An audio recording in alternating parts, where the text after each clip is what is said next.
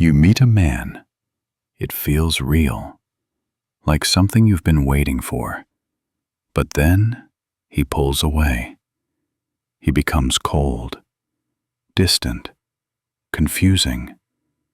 And once again, you're left with that quiet, painful question. Is it me? What if your heartbreaks aren't random, but part of a deeper psychological pattern? Carl Jung once said, "Until you make the unconscious conscious, it will rule your life, and you will call it fate." In this video, you'll discover the 5 hidden stages that Jung identified, the exact emotional sequence that keeps you drawn to emotionally unavailable men. And more importantly, you'll learn how to break it. From childhood imprints to unconscious attraction, to the part of you that still confuses distance with love, we'll uncover it all, step by step. But don't skip ahead. Each chapter builds on the last. Miss one, and you'll miss the transformation. If you stay until the end, you won't just understand why this keeps happening. You'll know how to finally stop it. This is more than a video. It's a psychological map back to yourself, and it might change the way you love. Chapter 1. The same story again. You meet someone new. It feels exciting. You feel seen. You think, maybe this time it will be different. But slowly, it starts again. The same coldness, the same distance, the same feeling in your stomach. You want to tell yourself it's just bad timing, that maybe he's busy, or scared, or not ready. But deep down, it feels familiar, too familiar. It's like the same story with a new face, like your heart already knows how this will end. You try to be more chill. You wait longer to text. You hide how much you care. But still, it happens again. Why? Why do you keep falling for men who can't give you what you need? Why do the ones you want always seem to slip through your fingers? It's not that you're doing something wrong. It's not that you're not enough. It's that your heart is following an old pattern, one you didn't choose, but one you keep repeating. Carl Jung called it unconscious repetition. When we don't heal certain wounds, we repeat them. We're drawn back to the same feeling, hoping we can fix it this time, even if it hurts, even if it breaks us. It's not logical, it's emotional. It lives deep in the body, in the nervous system. Imagine your heart like a compass. It doesn't point to what's good for you. It points to what feels familiar. If love in your childhood felt distant, unpredictable, or full of longing, then that's what your compass will look for now. You don't do this on purpose. It's not your fault. Your nervous system was trained early to chase connection even when it hurts, especially when it hurts. You learned that love means waiting, that love means trying harder, that love means proving yourself. So now, when someone feels distant, your body reacts, your heart wakes up. You feel pulled in. You mistake anxiety for excitement. And peace? Peace can feel boring. Safe can feel wrong, because safe doesn't match what you once called love. This is the loop, the cycle, the emotional repetition that keeps breaking your heart. And here's the hard truth. Until you become aware of the pattern, you'll keep reliving it, over and over. But once you see it, you can stop chasing people who can't meet you. You can stop proving, performing, and pleasing. You can learn a new kind of love. Not the kind that makes you feel high one day and invisible the next, but the kind that feels calm, honest, open. And that starts with you. Your awareness, your healing, your choice to finally say, "I've lived this story enough. It ends with me." Chapter 2. Where it all begins. This didn't start with him, or the last man, or the one before that. It started long before, maybe when you were 6 years old, waiting for someone to notice you. Or when you learned to smile, even when it hurt inside. Love wasn't warm. It wasn't safe. It was something you had to earn. Maybe your caregiver was loving, but not consistent. Maybe they were present in body, but not in heart. Or maybe they were simply too caught up in their own pain to see yours. So you adapted. You became quiet, or helpful, or funny. You became whoever you needed to be, just to feel close, just to feel seen. And somewhere in all of that, you started to believe something. That love is something you have to chase. That connection means anxiety. That if someone pulls away, it's your job to pull harder. This is where the pattern began. Not because anyone meant to hurt you. Not because you're broken. But because your nervous system was trying to survive. When love is inconsistent in childhood, we grow up craving intensity instead of safety. We feel drawn to people who confuse us, because confusion is what we knew. This is the invisible script, the one running in the background, the one that whispers, "If I can just make him love me, then I'll finally feel enough." This belief that you have to earn love becomes the lens through which you see everything. You meet a man who is kind, present, available, and you don't feel the spark. It feels flat, off, like something's missing. But the moment someone pulls away, your heart starts racing. You lean in, you obsess, you try harder, because that feeling, that anxiety, feels like home. Not because it's love, but because it's familiar, and your body is wired to return to what it knows. This is not your fault. You didn't choose this pattern. You inherited it from childhood, from your past, from survival. But here's the good news.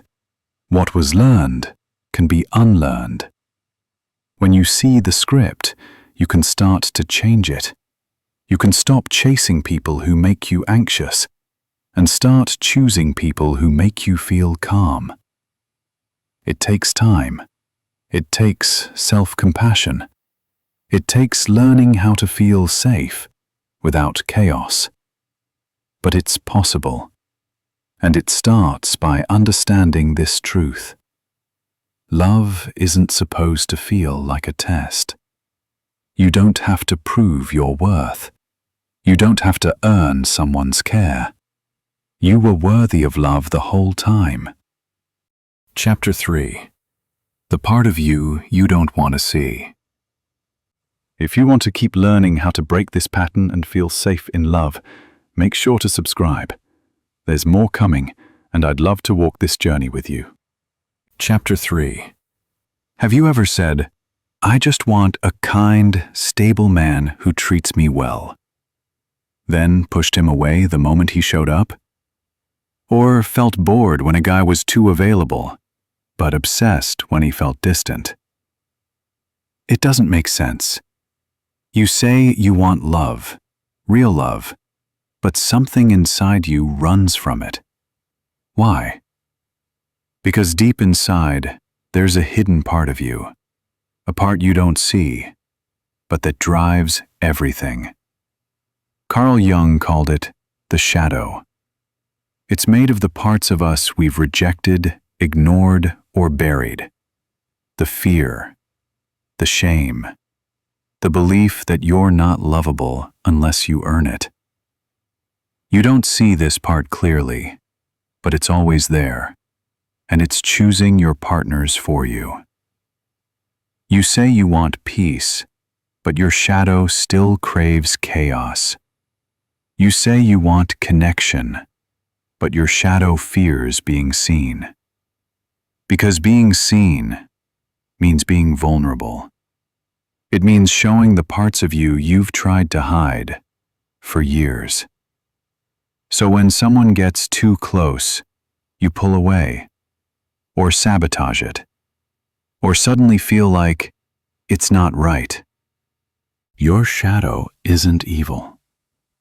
It's not trying to ruin your life. It's just stuck in an old story, one where love feels like pain, where distance means desire, and where stability feels unsafe. So it pulls you toward people who can't love you fully, not because you want to suffer, but because your system thinks that this is love. It's what you learned. It's what your body remembers. You chase the cold one, the confusing one, the one who gives you just enough to hope, but never enough to feel secure. That hit of attention, then silence, then attention again. It's addictive. It lights up the nervous system like a drug, and without realizing it, you start to think that's what love feels like. But it's not love. It's a trauma bond. It's your shadow repeating what it never healed. So how do you change it? You bring it into the light. You become aware of what you're drawn to and why. You notice when your body feels addicted to someone who isn't safe. You pause. You breathe. You ask, is this love? Or is this a wound looking for a fix? Because real love, it's not chaotic. It's not confusing. And it doesn't leave you guessing. It meets you fully, calmly, softly. But to receive that love, you have to meet the part of you that still runs from it. That's where healing begins. Chapter 4. When you get in your own way. Have you ever looked back at something good and thought, why did I ruin that? He liked you. He was kind. He was consistent. And still, something in you pulled away. You picked a fight. You shut down. You left, or made him leave. And now you sit with the guilt, the shame, the question, why do I keep doing this? You're not alone. Carl Jung once wrote, "The most terrifying thing is to accept oneself completely, because it means opening the door to love." This is where many people get stuck, not in rejection, but in receiving. Because when someone finally offers you love, real love, your body doesn't know what to do with it. You want it, but you don't trust it. You wait for the other shoe to drop. You expect them to leave. You look for signs that something is wrong. And if you can't find any, you create them. This is self-sabotage, and it's not because you're broken. It's because love, for you, has always been mixed with fear. So when someone comes close, your survival brain goes into high alert. You shut down emotionally. You start acting distant. You replay old patterns, not because you want to, but because they feel safe. Because drama feels like home. Because peace feels unfamiliar. Because chaos means you're still in control. But here's the truth. You don't need to live in survival mode anymore. You're not a child trying to earn love. You're not in danger. You don't have to protect yourself from something good. You're closer than ever to breaking this cycle. And in the next few minutes, we'll start shifting the pattern. For real. In Chapter 5, you'll learn how to calm the part of you that panics when things feel safe. You'll learn how to stay when love shows up. How to recognize the old triggers and choose something new. But this chapter? This is the moment you stop blaming yourself. You see the sabotage for what it is, a scared part of you, doing its best to stay safe. The pattern is not permanent. You are not stuck, and the solution is on its way. You keep saying you want love, but when it finally knocks on the door, you freeze. You question everything. Is this really what I want? Why do I feel numb? Why do I want to run?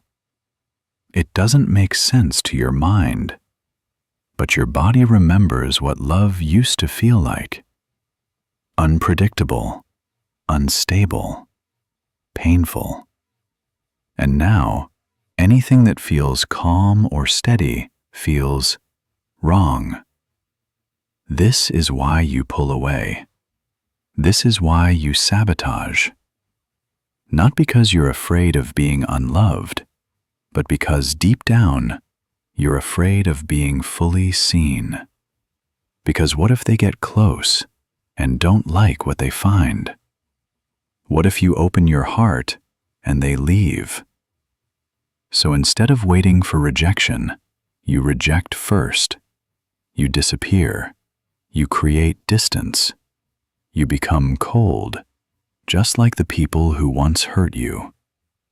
And it hurts, because after they walk away, you wonder, why did I do that? The truth is, you didn't do it to be cruel. You did it to protect yourself. You were trying to stay safe, but safety became isolation. That's the trap. The very patterns that once protected you are now keeping you alone. Carl Jung once said, "What we do not face within ourselves, we meet again in others." If you don't heal the part of you that fears closeness, you'll keep finding people who can't give it. You'll think it's bad luck, but it's just your shadow, replaying an old story.